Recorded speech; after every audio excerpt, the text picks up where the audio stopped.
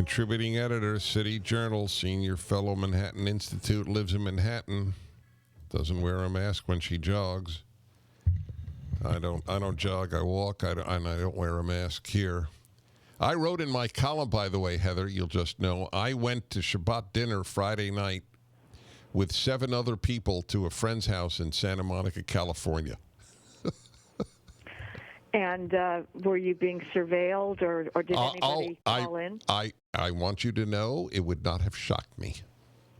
Well, I was told by, I was giving a talk at Washington and Lee the day before that school shut down and all of Virginia shut down. And a woman that was with the group that supported me told me that her daughter had called her the family doctor on her parents for holding a informal prayer service at home that had 10 people, one person above the mandated limit of 9.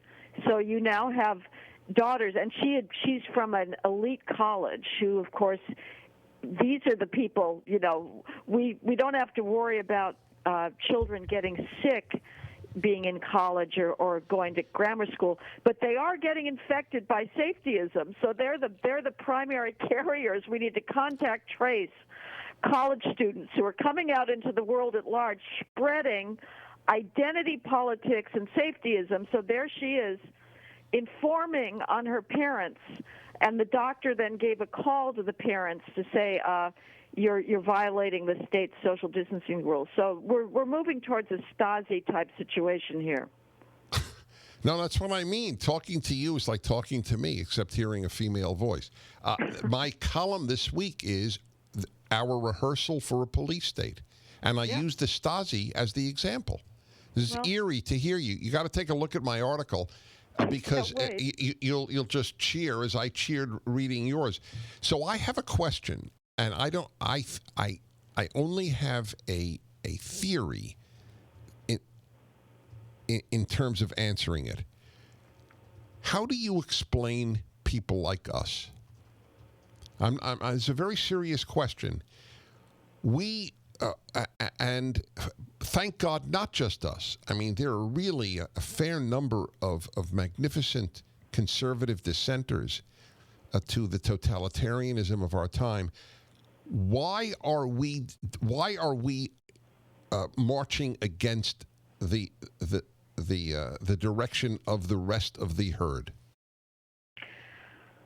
Well, I'm more curious about the conservatives who are with the herd, frankly, but because this is it's not a straightforward conservative liberal divide. I think the conservative divide is perhaps more profound than even the never Trump versus the tolerant of Trump or pro-Trump divide. But I think that there are I don't know, what we're seeing is, again, this willingness to defer to the tyranny of one group of experts, which is public health, people who know nothing about the greater complexity of the economy, of society, of the damage that they're doing. They are understandably focused on saving one particular kind of life, which at the moment is a death to COVID-19, and that's admirable, and we should appreciate them, thank them for their expertise,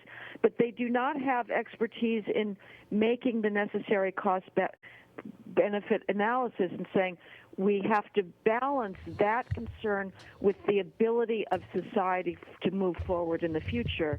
Now, progressives have no understanding, no appreciation of the complexity and beauty of private market transactions. So they think that the federal government can print money, bring it out of the blue, and start throwing it around, and that is not just an adequate substitute for the economy. It is preferable. This is a good thing. What I don't understand is people on our side who are not so naive about the substitutability of government for the private economy, who are nevertheless willing to go under the thrall of this one particular group of experts. I want to, excuse me, I want to ask you about that.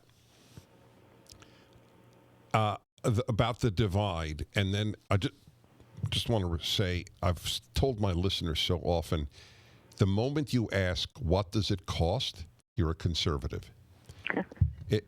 And not just monetarily, in any way, what is the cost? That is a mature answer or question to ask.